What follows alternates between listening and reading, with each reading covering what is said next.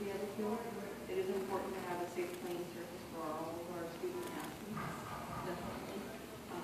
It's just we're not able to do it all at once. How are they allowed to play on a field that is unsafe? That's really my question. Because I don't know if you guys walk the football field. I walk both the football and the baseball field. The baseball field is nowhere near as detrimental as the football field is. And you got girls soccer over there in Firewood now. And you have another youth program over there now. And they're walking around with cones all over the field to identify pockets of holes so the kids won't step in them. And that really would be addressed. And just for loss purposes. What we can do is we can go back and take a look at that with the preliminary estimates so that we can accomplish with this current issuance law. And we can report back to you the next meeting on that. I actually have a question. On page 11, I just see on your school project, lynwood MS HVAC, would that be HP or gym? Can you go there? Okay, With the school project in the middle school? HVAC. That was for the two-story building. It was for the front office. At the library.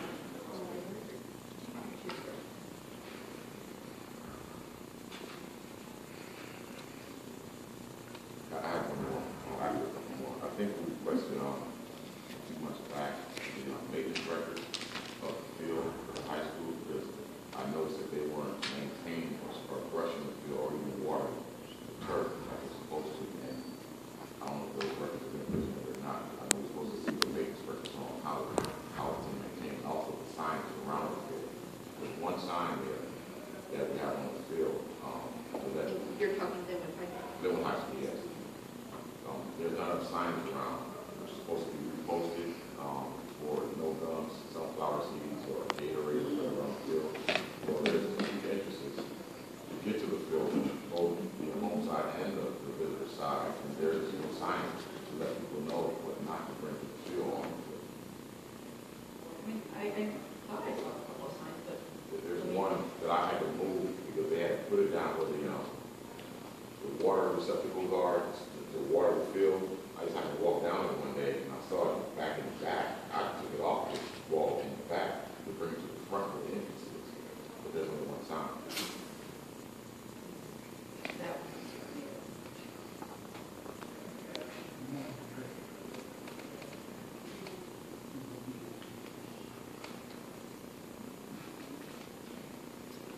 Anyone else? I think on my part, I would say two things. One, if we could come up with some type of system where you can communicate with us as disparagement, maybe once a month to give us an update. I mean, we probably don't need it once a week, but we're the ones talking to the community. We're the ones representing the community here in different areas. And every 3 months, we come back, and some of the items that we're discussing today have been requested. If I go 2 meetings, that means half a year. So, you know, if I say 4 meetings ago, that means a year. And are the same issues, pretty much 3 of the items that was brought up today are issues that we requested for almost a year, because I believe when we did this was in October of last year, so it's been a year since we took this dry. And so if we can get an update, at least where we are, or you know what's going to happen, or if it's on the list, it's not on the list, we understand that. One of the items is ventilation in the locker room. We've got to get back on that. Also, I need to verify, it is an invalid under Measure K project. If it's not. And that's fine, but I mean, Yeah. there's no communication. We don't know if the community is asking, we just walk out of here worse than we were when we came in, because now we have the same answer that we had 3 months ago. We can commit definitely to a memo to you once a month. Yeah, That and will we'll provide appreciate you your that. email addresses. Now the question arises, if that cannot be fixed under Measure K, which is my understanding, repairs to the school facilities were supposed to be done with this money, then it cannot be healthy for those people to use that locker room with no air circulation. what are they gonna do instead? You know, it really is quite foul and messy in there. And it's a Before carrier. Mr. Messina, I wanted to touch on the drop, so before you leave, if you don't mind. Okay. So that question comes to mind after you said that it might not be included in the repair cycle. So then I'm thinking, for health reasons, we shouldn't be using that locker room. It's not healthy. Anybody with any respiratory problems or leans, I have respiratory, I can't stay in any place like that. You know, I'm borderline asthma. How many kids at the school who have asthma or some kind of respiratory problems would be going in that locker room with no air circulation at all? That's a problem. On the second item, I want to go, do we have a list of the schools that will have drop-off zones? Because I know Washington, and I know now Lincoln is being worked on it, No, there's. by the city portion, because we're fixing. No, there's only two sites that were identified, which was Washington and Mark Twain. So there's only those two schools. Only those two. The other schools are managing. No. Surviving. There's Surviving. And when they haven't communicated with their district. Yeah, if they don't communicate to the district and how the district. So we know.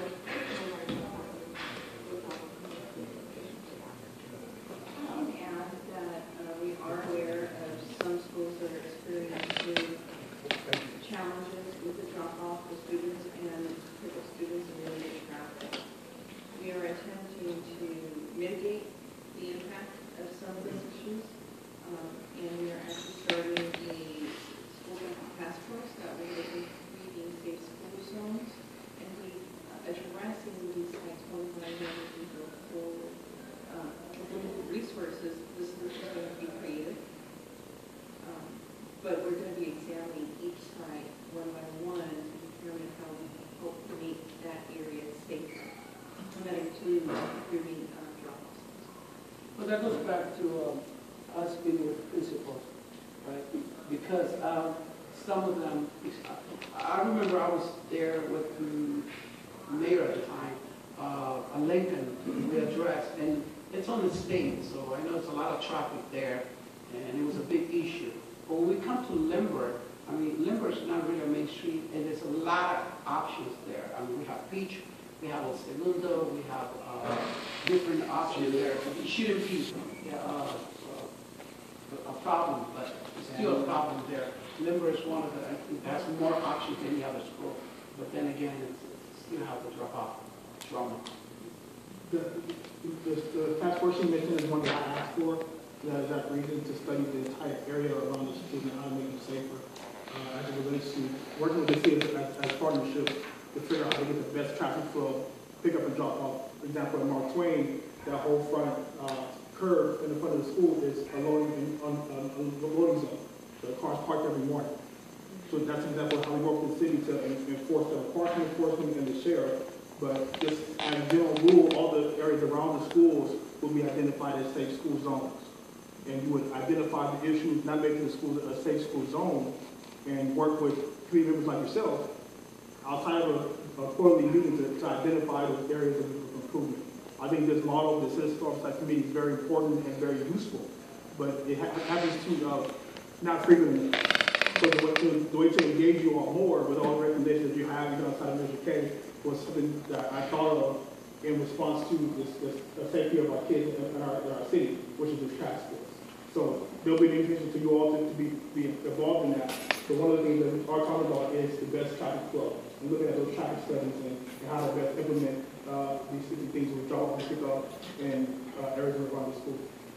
As Mr. Rick said, the sheriff's department as well as city are involved in that task force. Our first meeting is being scheduled now for the next 2 to 3 weeks. So we'll be able to share that with you at the station. Very excited about it. There's no other question in regards to this report. We're going to move on the agenda. I have Another one more. question? Oh, one more? Is the task force budget, does it budget come from Measure K? The task, Shouldn't be. the task force is not budgeted for, is not funded by Measure K at all. It will be funded by the district's general fund. Part of the challenge of the task force will be to identify those things that we can accomplish with limited resources. But I am confident that we'll be able to make improvements for every school site.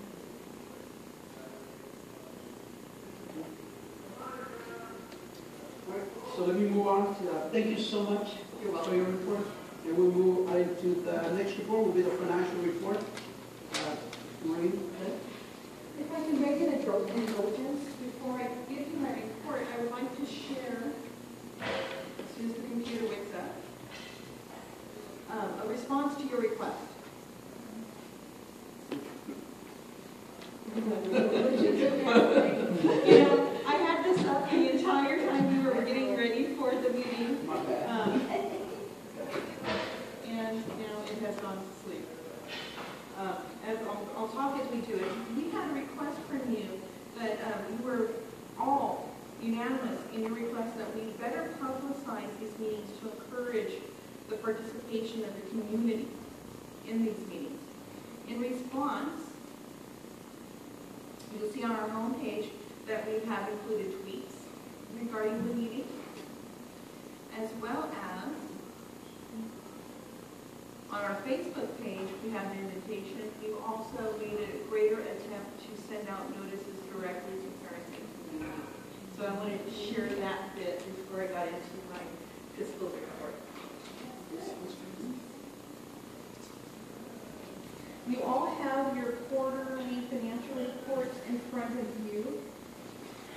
You can see that our total revenues to date are just over $51 million, and our total expenditures to date are $32 million.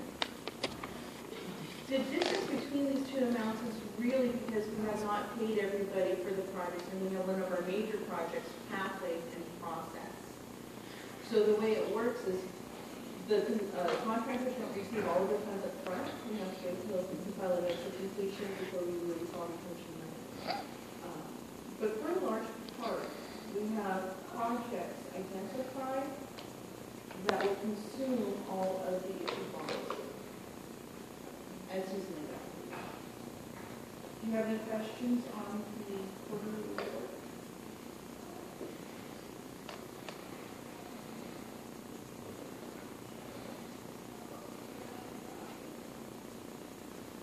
If you do not, you had another request in the last meeting, and that request was for another tour of Measure K projects. We've identified 2 dates for you. You can let us know which one works better for you. Saturday mornings, as the last tour was conducted, we have November 7th or December 5th. So the idea is we would meet in the morning. We would gather in one of the lynwood passenger vans and tour both the completed sites as well as those sites that are in construction, so that you can get first-hand impressions of the projects, have some of your answers, questions answered, such as the deployment of track receptacles, those types of things. Krishna will say November, dates that December, first of all, will be the date right after the Christmas parade, which might be the day. The parade's on the 4th.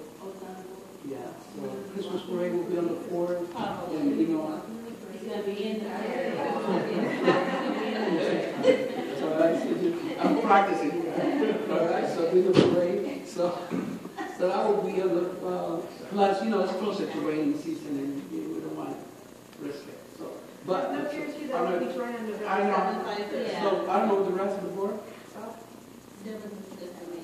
November's good. Yes. Oh, So 8:30, we can begin. We'll have breakfast ready for you. Bring your raincoats and umbrellas just in case. Please let me know if there are any specific sites you want to see, so we'll make sure that we get you to your favorite ones. It would be difficult to see everything we've done. And then the high road is another share.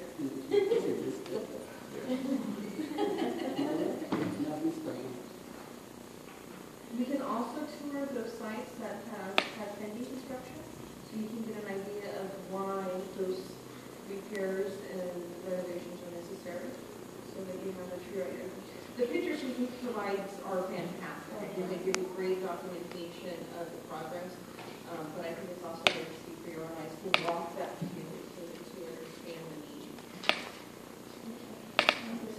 between now and then as it occurs to you, but we'll make sure that we give you formal invitations, so just want to make sure that you have your options.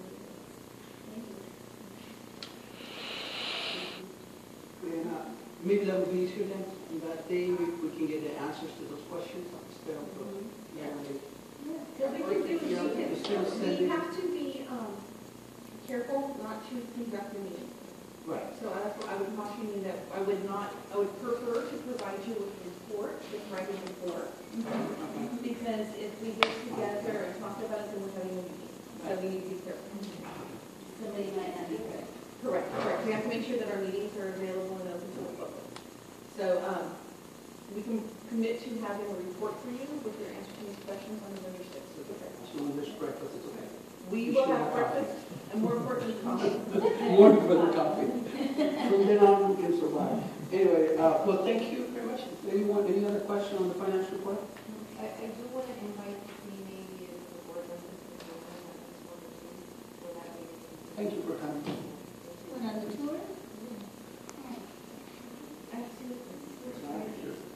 Yeah, right, very important. Remember the last Can we get a surfer Oh, you're back? back. I have a very clean driving record.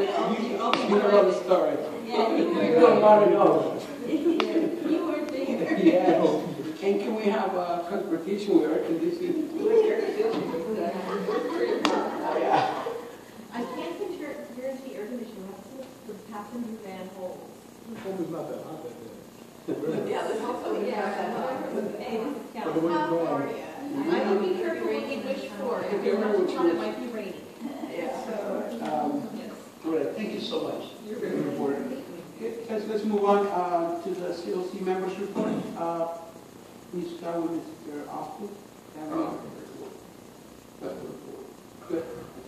About Hernandez? Report. Myers Cup? Jackie Smith?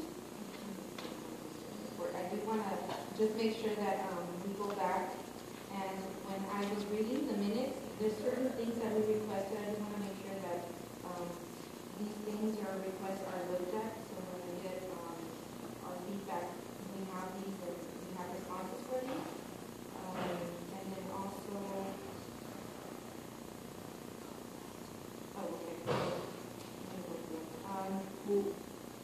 Would it be better if who we can send this request to?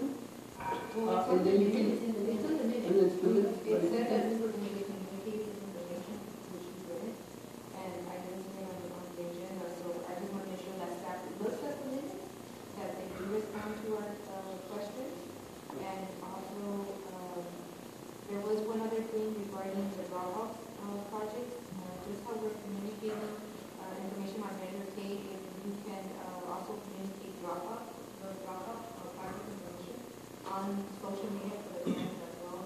I do see that there's more people looking into social media and parents looking. That would be another great way to communicate drop-off.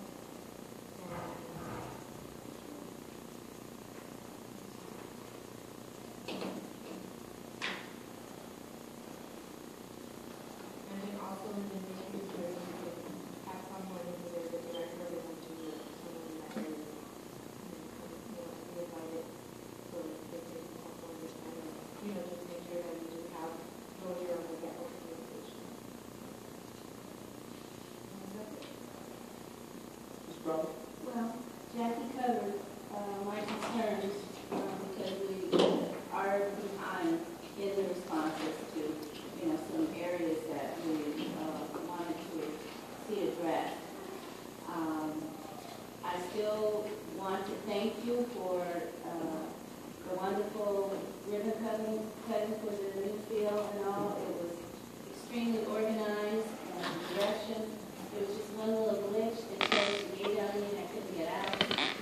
But I found someone to let me out. I thought it was very beautifully done and very memorable. That it was just a highlight of all the hard work and expense to upgrade these campuses that need so much work done to them. And I saw a lot of happy faces. The students seemed very, very pleased, with the field and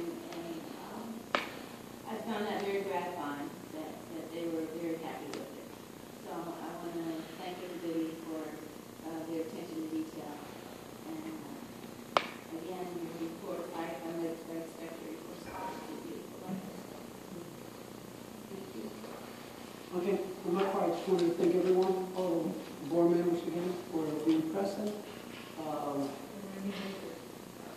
The visitors that came in, parents and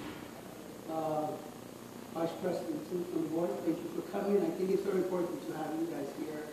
We haven't seen them all yet, but I think it's very important for you guys to see where you're actually here to help you guys out. So thank you very much, and I hope that Jackie recommended hopefully one or two of you can come and join us on that day. All right. Once again, thank you for the great report, and we'll look forward to see you guys on this stuff. No more to discuss. I would like to adjourn this meeting. Yes, sir. We need to schedule the next day. I believe the next one will be January.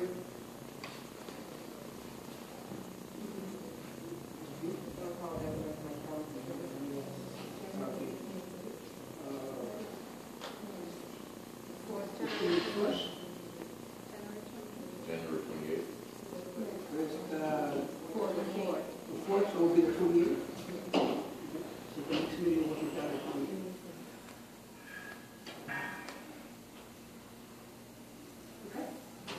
Okay, so we'll adjourn this meeting at 7:35. The motion to